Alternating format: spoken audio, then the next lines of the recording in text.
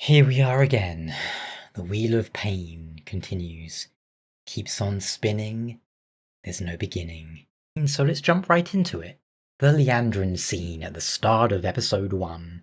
Or was it episode 1? I don't know. This is one that Amazon showed before the season actually launched, as they must have been really proud of it. They were like, oh, this is gonna hook people in with its tension and its drama. And as a quick recap, in the books, Leandrin absconds from the tower with Elaine, Egwene, and Nynaeve, then sells them to the Shonchan. She then returns and promptly, along with 11 Black Udger, leaves the tower, stealing some mysterious Ungreal and killing several Aes Sedai in the process.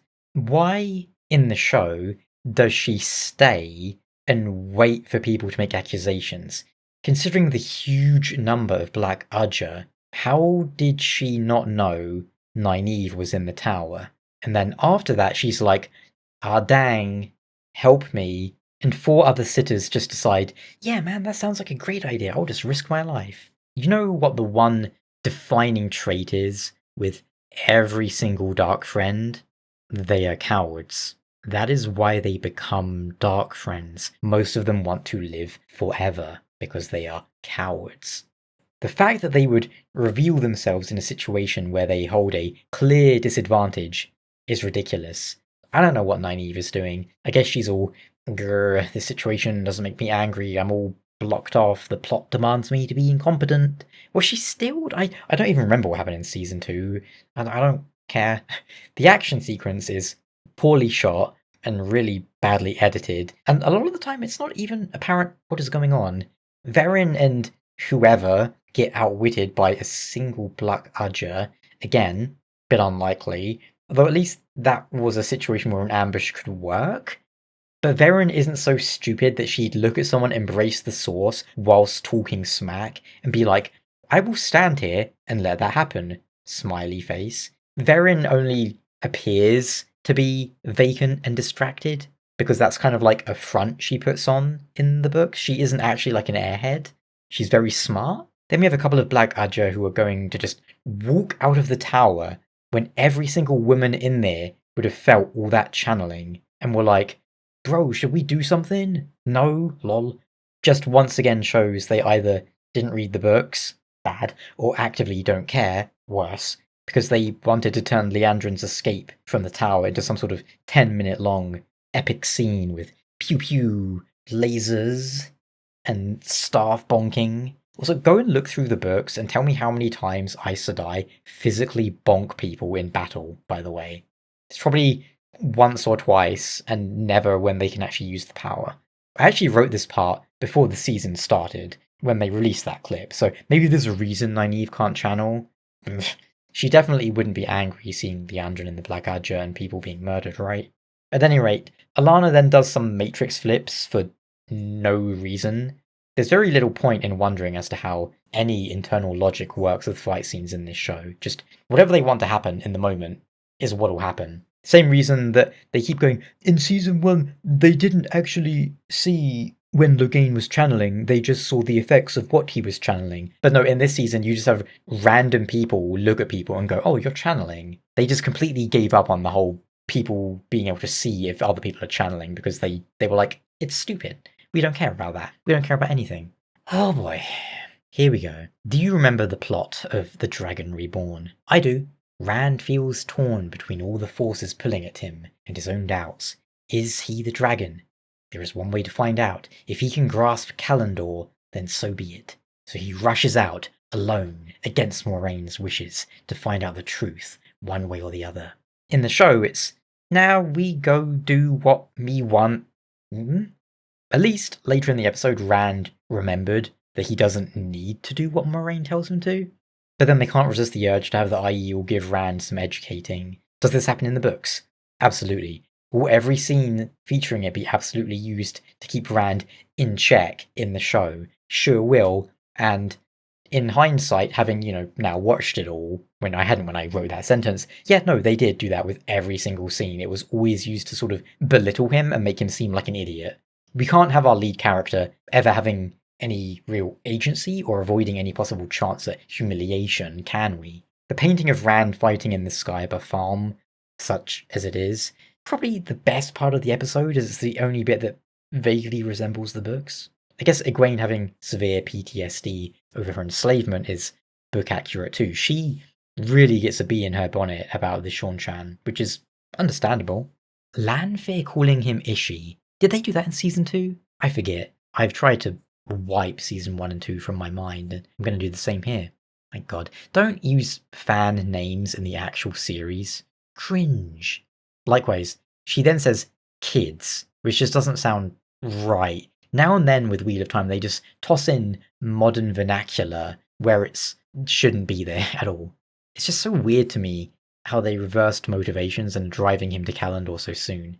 Makes sense for Lanfear, in a way. She was always pushing Rand in that direction. She wanted him to grasp power because, she's like, yay, he's strong. But Moraine, she should know what a big deal it is.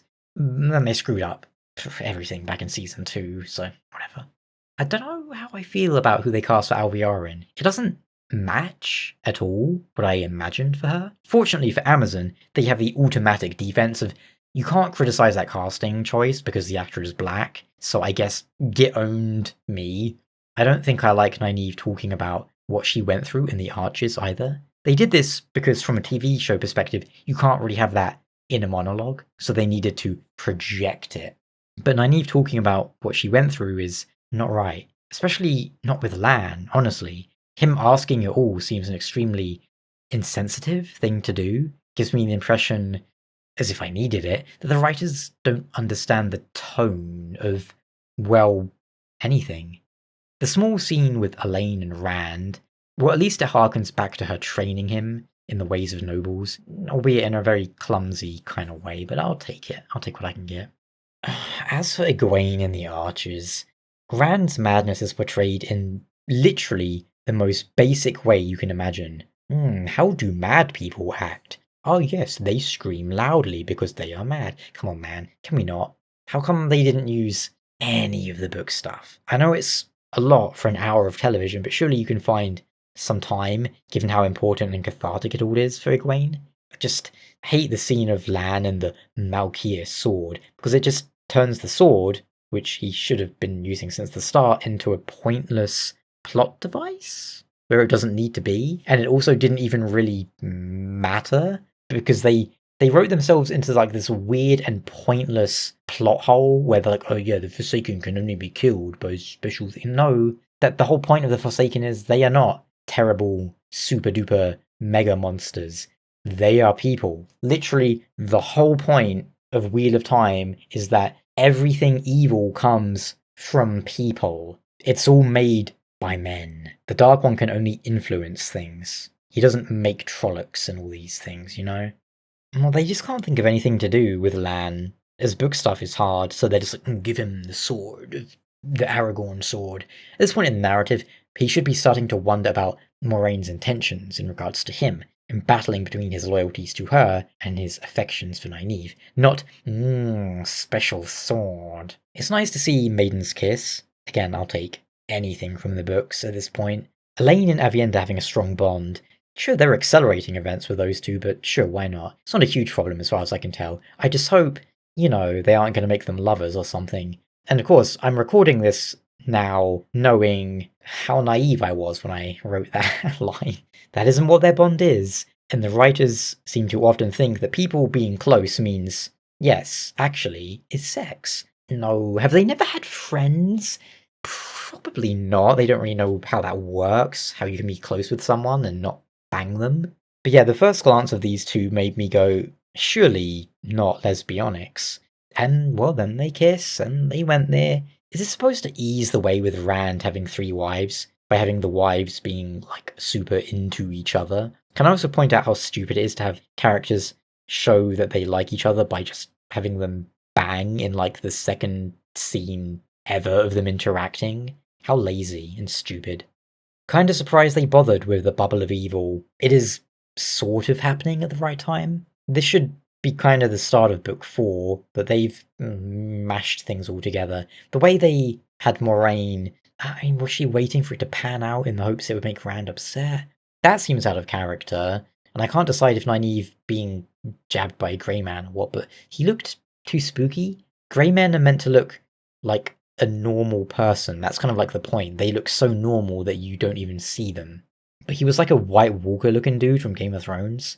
The axe and mirror rands were mostly book accurate. Turns out though it wasn't a bubble of evil, it was just land fear. Yeah, moving an axe with the power is feasible, but the mirrors and cards and all of that stuff, giving the Forsaken just any power they need is stupid. I mean, we said this a few minutes ago, they're only supposed to think they're immortal monsters who can do anything. We know they're not, they're just ancient Aes Sedai. In the show, whatever. It's a small change too, but Lan giving Nynaeve his mother's ring instead of his ring, it's odd. It's meant to be a big man's ring, which is often noted whenever it's brought up. You know, people look at it and they go, oh, that's like a big man's signet ring. Just a pointless addition or change. As for Megiddian, well, they cut the Forsaken down to 6, right? Does this mean Megiddian is now Megiddian, Semirag, and Agonor, like, fused together? Presumably 6 means 3 and 3, right? 3 men, 3 women. Lanfear, Megiddian, Greendale? I don't know if Ishamael counts for the 3 guys, but you would think Demon Druid and Asmodean surely must be in. And again, I think, do they want to fuse Samael, Ravin, Belial? As first episodes go, though, it wasn't the most painful thing I've ever witnessed. You know, in between episodes I saw an article that effectively said, we know some fans are upset at changes being made, but we need to make them happen because XY. Most of the reasons are BS. Talking about Rand's relationship with Egwene and Lanfear as if it's the most important part of his character arc at this point in the narrative when it's not. They use a lot of words like emotional impact. Wild how we've gone from season 1 being, oh yeah, we have book experts who know everything, they can name every single character and all their history, to now it's just, yeah, we're changing it because we know better than the author and it's TV, that's an excuse to change things. Yeah, some things need to be changed when adapting a book into a TV show. You don't have, like, inner thoughts and monologues with how the chapters are so POV driven. That's an example of something you change. And to even use an example from the show, I think having a slightly larger focus on Loghain was a decent change. But there's no excuse for the rest of this. It's the equivalent of, we put pants on David because modern audiences don't like willies and we think this resonates more with viewers. That's basically what they've done. Next episode, the Lion Throne of Andor looks very sad. I laughed to myself as my thought was, oh, Morghese is looking a bit older than I thought she would. That was 20 years ago, so I was like, oh. Character ages being shifted around isn't a huge problem. It's a problem, but there's so many greater ones. It's one of those TV things, you know, I get it. You can't have the kids in Game of Thrones being like 8 years old for 8 consecutive years. Still, I laughed. Then I went, oh my god, you can't be serious. Morghese was on screen for 2 minutes before they butchered her character. Is that a new record? Probably not. It's not how Andor works. You don't just slit people's throats before the throne in front of a crowd. It doesn't work in real life, and it doesn't really work in a fantasy setting either. Even the Red Wedding in Game of Thrones was such a despicable act that everyone hated the phrase for it. Like, everyone, even their allies. I can't tell if this was supposed to be a wow, so badass moment or a wow, what a bitch moment. All I can say for sure is that it was one hell of a stupid way to butcher a character during their introduction. It's going to have severe knock-on effects of, well, everything we know about Elaine and what she will then teach Rand, because that's all screwed up now because she learned it from her psychopath mother. I think it's ridiculous that we have our first look at Ravin and he's put himself squarely in the middle of Tar Valon. You know what all the Forsaken did? They put themselves in safe places, or places they were feeling safe. Showing up in the middle of Tar Valon, albeit in disguise, but so brazenly, doesn't seem right. You know, yes, there was one of the Forsaken in Tar Valon, but she was very well hidden. 2 of them, in fact, showed up there, because Lanfear showed up, you know, a little bit to mess with Mare, right? Who was the other one? It was like Mithana, I think. There was probably one of the most squandered and wasted Forsaken. Like, quite a few of them in the books, like, did nothing, but whatever. Ravin was also supposed to be, like, ultra Giga Chad man, taller than Rand, almost as handsome as Galad, the books say. And they just kind of cast some dude who looks like a normal dude. I get that it's hard, same with Galad. I guess they did a decent job with Galad. Like, how do you find people who are distractingly attractive? You'd have to look at more than 10 people, which sounds like a lot of work. And as we know about Wheel of Time, they really really don't like putting in work. It's hard, it takes time. And why do that if you can get paid for not doing it too? Now, I will cut them a bit of slack, as it's something that is easy to imagine but hard to cast. Like, Wheel of Time does quite a lot of that, because for some reason, almost every single man in Wheel of Time is like 6'6" or higher. Higher? Taller? I can English words. But rather than just being a dude who doesn't stand out in any way is dumb. It's possible they're doing something different, and no doubt stupid, with Gabriel too. The casting for Elida is interesting but wrong. The actor's fine. I just don't see her having the sort of petulant tantrums that Elida has. She's basically the Karen of the Aes Sedai world. Perrin and co using the ways to get back to Emond's Field is, I get it. They need to have people not be travelling for months with all the changes they made. But Alana using them too? Did that happen in the books? I don't think so. Perrin did use the ways. Boy, I bet they can't wait until they have travelling unlocked, because it's going to make their job so much easier. It's also weird to have Galad and Garwin just humping random people. Galad in particular doesn't seem the sort to do that, but I guess throwaway joke is enough reason to drastically change characters. They just treat Matt like an idiot in general, which isn't too far off, but he also acts more like an idiot. Big difference, acting. It's pretty weird for Morghese to threaten the Amelin seat with the full might of Andor when not even Arthur Hawkwing's armies could take Tar Valon. Arthur Hawkwing's empire that included Andor and every other nation on the continent for the most part. Episode 3 shows us Samael, which means we have Samael, Ravin, and 2. Don't tell me Ravin and Gabriel's going to play the Asmodean role. Well, ha ha ha. Again, hindsight's 2020. Bizarre. I'm not sure what sort of elegant solution they're going to have for any of this. Evidently, the power levels are different in the show, which fundamentally doesn't matter too much. Ravin being one of the strongest male channelers, for example, isn't all that important in the books, but Moghedien being weaker than all the others is an important part of her character. So I'm not really sure what this plot is they're doing with her. I would have said they've definitely fused Moghedien and Greendale, but Ravin then mentions that Greendale and Semirhage exist, so I don't know what they're doing and which Forsaken they're cutting. I'm fascinated and horrified to see how they blend them together. I'm not sure what it was about the scene where Nynaeve and Elaine were interrogating the two Black Ajah, but something about the editing felt really, really bad in this scene. Maybe a lot of it was ADR'd. It just seemed like loads of the dialogue was changed and then done off screen. Spooky, scary grey men. Kinda surprised they even remembered Perrin had a wife, too. And then not long after that, we get our first look at Faile. Glad they kept the Mandab joke. The casting for Faile isn't bad. I kinda knew that was her immediately when she showed up. There aren't many characters in the show where if you just showed me a picture of them, I'd be like, oh, that's definitely meant to be that character. Like, if you showed me Rand, I would go, oh yeah, that's Rand. You show me Faile, I'm like, oh yeah, that's Faile. Almost every other character in the show, I'd be like, who? Maybe I could guess Alana and maybe Lan. Even then, it's not because they match what I imagined, it's just because they have distinct enough kind of costume design. I think that really goes to show what a terrible job they did with casting. I know I already mentioned it, but it's so goofy that grey men are literally grey men, zombie men. The idea of them being normal looking dude that you just don't notice is so much more scary and unique than spooky, scary zombie man. I do understand the logic of pairing up Elida with Min, because on a fundamental level, both can see future, but you really need to ask yourself if that's enough for the two characters to warrant scenes together. It defines neither of them, after all. There is more to their characters than that. There should be. Min's character in the show has none of that, which is kind of surprising, because she's actually one of the more kind of 2D characters in the books. Like, I like Min, but there isn't often a whole lot going on with her. It's weird to have them straight up say who is the highest of the Red Ajah to someone else. Wasn't it quite a big deal in the books that Ajahs kept their leaders secret? Well, Lyanna is the keeper, so maybe she and the Amelin know, but I can't quite remember, frankly.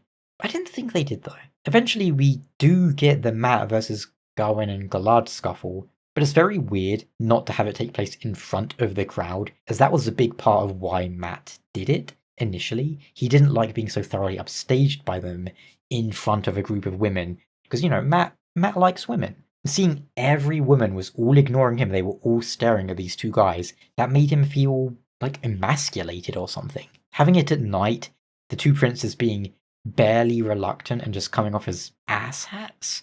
I don't know. It's weird, man. Episode 4 starts off speedrunning through some Rand Lan, Rand Avienda, Rand Moraine, and Avienda development. At such a comical pace, you'd think they're trying to adapt the whole book series faithfully, but just don't have the time, so they need to speedrun it. Instead, they cram book stuff into 30-second scenes, while spending minutes on pointless sex scenes, fight scenes, new scenes. The Avienda stuff especially felt so rushed, there was like a blink and you'll miss it moment. It's also pretty stupid to have a fight scene that lasted longer than her actual character development, I'm pretty sure. With Lan, and I'm certain Lan would demolish her in a fight. Aiel are all competent fighters. Lan is the best sword fighter in the series. You don't need to bring up Demon Dread, by the way. Lan beat him and also went into that fight not exactly fresh. But however you slice it, even if you think Demon Dread's number 1, he's still number 2. Worst case scenario, he's top 5. Avienda's not even going to be like top 20 probably. We get our first look at Savannah and many important Aiel around these segments. I kind of dislike all the hooting and hollering. There is like a bit of that in the books, but usually it's more like banging the shields on the bucklers and they sing. I guess my bigger issue though is that they virtually tell us nothing about them. Rand and Avienda bonding on the journey through the threefold land isn't just to develop the pair's understanding of each other, but to tell us about the Aiel. Matt being absent from Ruidian is disturbing, given how it shapes the entire path of his character throughout the series, and somewhat cements his bond with Rand. Now, we do get that scene, eventually, as we will find out, but again, it doesn't have Rand saving his life, which is important. There's not a huge amount to say about the Crystal Columns, other than the fact I am surprised they did it, to some extent. All that screen time, like a whole episode, for the main character? Given how reluctant they are to give Rand any amount of screen time, I bet that chafed. I don't know how I feel about Moraine just kind of casually pilfering. I mean, when I wrote this, I was like, was that the access key for the Chodan Carl? She's just like, some thousands-year-old artifact in a sacred city. I'll take that. Of course, a few minutes later we find out it isn't the access key, but in fact the Sarkonnen, only they changed it into being a female Sa'angreal. I don't mind it no longer being a scepter, but this is a very odd change. I'm not sure what this is going to lead to, but a seemingly small change like this could have huge ramifications down the line depending on how careful or not they are with it, and we know they won't be. Starting to wonder, are they replacing the Chodan Carl with Kalendor and Sarkonnen, whatever? You know what's funny? Up until this, I was thinking, this is probably the best Wheel of Time episode of the whole series, all 3 seasons. It's not good, but it's the best, in that it's following the book. And then they did this change. It remains to be seen what will come of it, but as they've shown, they don't really have the wits to make smart changes 99 times out of 100.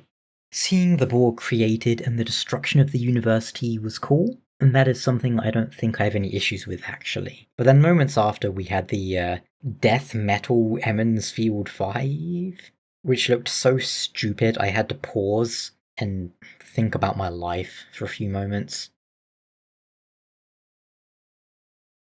Them showing Lan crying was dumb.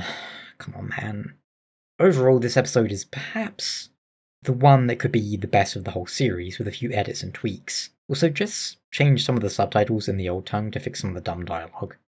But it could be, and has been, and will continue to be a lot worse. As for what comes next, how they can deal with Matt, quick bullet point issues for the start of the next episode. Once again, Moraine just finding the female Kalendor in a tree and taking it, stealing it, is dumb, the more I think about it. Her having the most powerful female Sangreal opens up a lot of room for stupid. Aiel aren't fans of public displays of affection, yet we have everyone making out in public, in full view of everyone here. Elida making a big deal out of how Swan decorates makes sense in theory, but kings and queens don't usually have audiences in the Amelin's actual chambers, her study. But before the seat, the Amelin seat, wherein sits the Amelin seat. She's a woman and a chair, which Swan keeps just as it should be. But whatever, I get the point they're going for, to, explain the difference between the characters. The emphasis Maxim has over the show's 3 seasons is very suspect, given that the guy playing him is dating the showrunner. Look, if you want to practice some weird nepotism, then at least cast the person you're dating in a role better suited to having more screen time.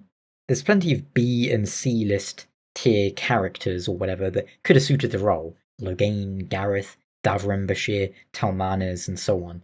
This much screen time for one of Alana's warders is just bizarre. One thing I've noticed about Egwene this season is how they're trying to make her a nicer character. At this point in the books, Egwene is the most obnoxious of characters. She's horrid to her friends, she's arrogant and snarky, she's being real catty with Nynaeve. They've rounded and filed that off in a way. She's just kind of nice. I'd argue that Egwene being so horrible around books 3, 4, 5, 6 sort of territory is what makes it more satisfying eventually when she develops into a rounded individual. She matures. None of that development seems to be here though, and we know that Egwene is the showrunner's favourite character, which indicates a very superficial liking of her character, and it's probably, oh, she's super strong as she becomes the queen of the wizards. Ugh. If they've removed all her rough edges, that means you don't really like the character if you're dumbing them down. The same edges that make her interesting, because she is spiteful and horrid. Like, dream violating Nynaeve, spying on her friends' dreams without consent, and being annoyed when they find ways to stop her doing that, to name but a few. As a brief aside, my goodness, episode 5 is so dark. Enough with the naturalistic lighting in TV shows and movies. Just put some lights in, some highlights for characters, even if it isn't realistic. We can suspend our disbelief enough to not question why a light is shining on someone's face. It worked in literally every film up until a few years ago when this trend began, like the last decade or so. I'm also mildly fed up with how this show constantly shows people being stabbed or shot to death and then being fine because of healing. They really make healing overpowered for important characters. I know it exists in the books. We don't have characters constantly being stabbed like 10 times and then just being healed. Sometimes there's drastic healings. Most of the time it's for far less than this. How many times in season 3 did Alana get impaled by stuff? Is that like the showrunner? Crackpot theory time. You have the showrunner, who also writes a lot of it. Then you have the showrunner's boyfriend, and he's playing a character who's Alana's warder. And now we have Alana constantly being penetrated in like every other scene she's in. What's the lore behind this? This stuff with Rand and Lanfear is what truly cements the show as fanfiction. It's the sort of stuff people write. Oh, Lanfear is so evil and schmexy. What if she and Rand hooked up? That would be so fun. And it goes against, so strongly, what happens in the source material. Does Rand find Selene pretty? Yes. Once he knows about Lanfear, he treats her instinctively with caution, as he knows what she is about. And it isn't love. Not for him. The scene with Moraine and Swan is utter drivel that means nothing and is just empty nonsense that advances neither character nor plot. One of the worst scenes in the season. I'd say of the entire show, but I've probably forgotten how bad the rubbish was in earlier ones. It also doesn't make sense. What did Egwene do? How did she take Moraine into Tar and then forcibly shove her into Swan's dream? What? I think I mentioned in my video on season 1 or season 2, but I anticipated them abusing Tar, Tella Anriod, and it's begun. I was thinking during that episode, when's Tom gonna show up again? Here he is, kind of halfway through the 3rd season. Isn't it wild to think how much less screen time he's had than one of Alana's warders?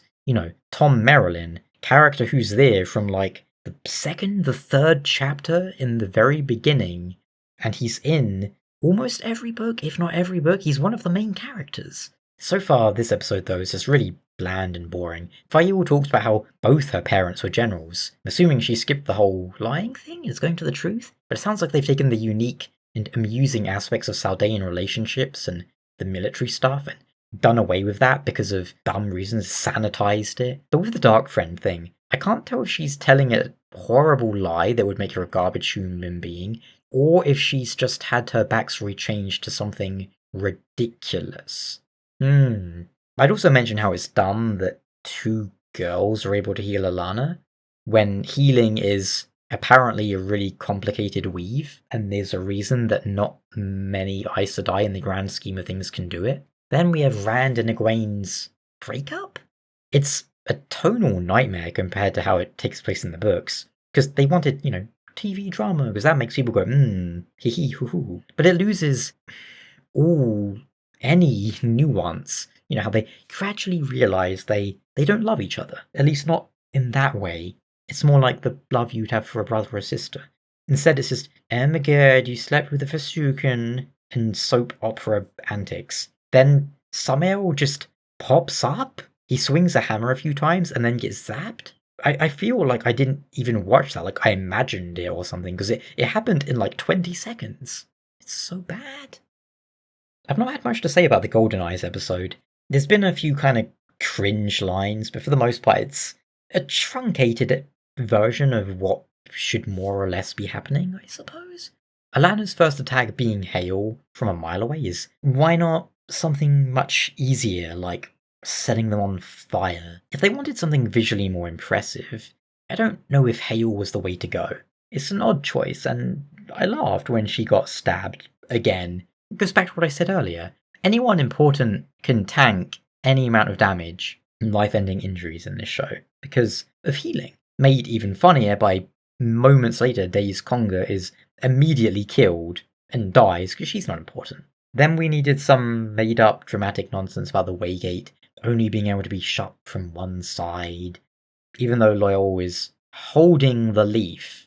The killing of Eamon Valder in this episode is really egregious change, frankly, as it robs Galad of one of his best moments in the books.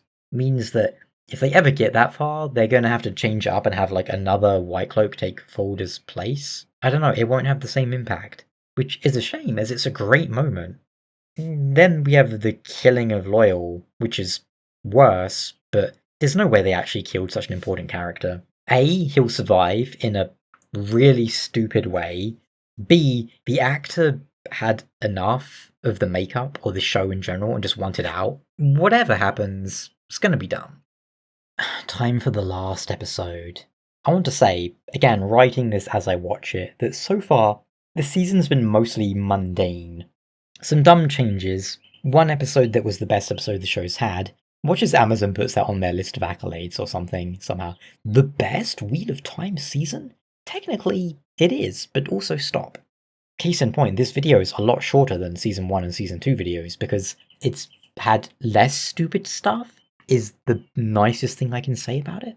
So let's see what the finale has for us, shall we? Maybe this time, this is truly the end. I have not heard anything about a renewal, so fingers crossed. On the one hand, I feel bad for people who would be, working on this. Not you, writers, or anyone who contributed to this desecration, but, the actors, the stunt people, the lighting, and everyone apart from the writers, more or less. Anyone who had zero hand in ruining it. But, I hope it's gone. Cancelled. Soon forgotten. The wheel will spin out a new adaptation one day, maybe once Red Eagle Entertainment explodes, and maybe it'll be a more suitable adaptation, like an animated one, which is 100% how Wheel of Time should be adapted, frankly. They always talk about how they have to cut so much stuff from the books. There isn't time for that bit that the readers really liked. We don't have enough episodes, we don't have enough space, we need to make cuts, it sucks. But also, here's a 5-minute scene that is completely pointless because it tells us nothing new and is, in fact, a flashback of something we already knew happened, on account of it having happened and been referenced. Stuff like this pisses me off. The excuse of not having enough time in episodes falls flat when you pull this. If I went through all 3 seasons again, oh my god, I'm not doing that, and added up I bet there would be at least an entire episode, like a full hour's worth of new scenes like this, which you could cut out and have superior book scenes. Huh. Well, is Sho Samael going to be taking the place of Asmodean? In theory? Which makes no sense. Asmodean fit that role. Samael would absolutely not. In fact, probably the only Forsaken less suited would be Demon Dread. And then we have Noodles. And they just kind of see Leandrin? No effort, no work, no intelligence. They just sit there and go, oh, that's who we need over there. Nice. Tarviran, I guess. I don't remember Tarviran stuff ever being quite just so convenient in the books, and meaning the characters never needed to put in any effort and just kind of stumbled upon what they needed. I also kind of hate how the Panarch's palace looks like something out of Tomb Raider. It's funny how you can barely tell the archway is red because there's no colour in this show, apart from the bright purple balefire, which looks horrible. How do you even mess up balefire when it's described so many times and in such literal terms? It's never like flowery language. It's almost always super literal with balefire. It looks so disappointing. You might as well just assume they went, just like some sort of laser beam, and the visual effects team were like, yeah, okay, I got it. Not one of the people on the VFX team like Googled balefire. Or they did, and the showrunners were like, no. They also had Leandrin say God damn in this scene. You know, in the last episode, they correctly used loose instead of fire, like in season 1, where they were saying fire. Lol. But they slipped up here again. They don't say God damn in this setting because there isn't a god. There's the creator, but people wouldn't say God damn. They'd be like, oh, light blind you, or something like that in this setting. Dummy writers. Not like people writing for a multi-$100 million show should be held to any level of consistency or quality, though, to be honest. The meeting with the eelfin was, I mean, again, it was truncated, super fast forward. And does this mean he doesn't get his sword spear, his Ashandarai, whatever it's called? Nynaeve breaking her block didn't seem to convey at all the fact that she was letting up control, so to speak. It just looked like she went, baby. Then, what? If you break your dark oaths, your soul will die with you, and you also immediately die. No? I wrote like 7 question marks after that no, by the way, in my script. If that were the case, no dark friends could ever give up the shadow and return to the light, when Nynaeve literally said 5 minutes ago the opposite of that. You know, no soul is so far in the dark that it can't, put a spotlight on itself and be cool again. It's so dumb. It goes against one of the fundamental themes of the book. So many aspects of the show do this. I mean, what's going to happen with Varen later? Like, any dark friend who kind of repents, so to speak. Ugh. The whole Moraine and Lanfear thing is weird. The power levels in general in the show just seem like complete nonsense, and just they're largely there just to do, again, I said this at the beginning of the video, they're there to do what they want in the heat of the moment, with no consistency. Like with how they abuse the hell out of healing. Moraine's level of power in the books is about 12 levels lower than Lanfear, who has the strongest possible level of strength in the one power that a woman can achieve. 2 levels above Nynaeve, incidentally, and 6 below Rand, which is the highest in general. But Moraine is using what in the show is the female equivalent of Calendor, which should put her to the level she should be able to stomp Lanfear with ease. She would be drawing so much of the one power through the Sarkanan. And then also, nobody in the tower goes, hey, Alviarin must be a dark friend or a black Udger, because she literally just executed someone in cold blood. What are the 3 oaths again? I don't know. Did they even have the 3 oaths in the show? Like, I don't remember, because they blatantly ignore them so much that I kind of just assume they're not there. But, I don't know. It's not like the 3 oaths are important for the Aes Sedai in 10 different ways. Then the show just kind of ends abruptly. Nynaeve went, I can now channel whenever I want, and with this newfound power, I'm going to get on a boat. We don't have that amazing scene from the book where she comes face to face with a Mogedion, one of the Forsaken, and then she realizes while she's fighting her, I'm stronger than her. I'm stronger than one of the Forsaken. No, we don't have that. We don't have anything. It was probably the worst ending of all 3 seasons. Egwene just kind of stares at Rand and is like, Rand, let go. And he's like, no? I guess Moraine and Lanfear going through the doorway would be in the future now. Samael's a goner, so he's not teaching Rand. Is Ravin? Will nobody? It's so messed up, man. I just hope they cancel it. Please cancel it. Anyway, if not, I guess I'll see you in another few years. Hopefully not, if we get lucky. Ciao.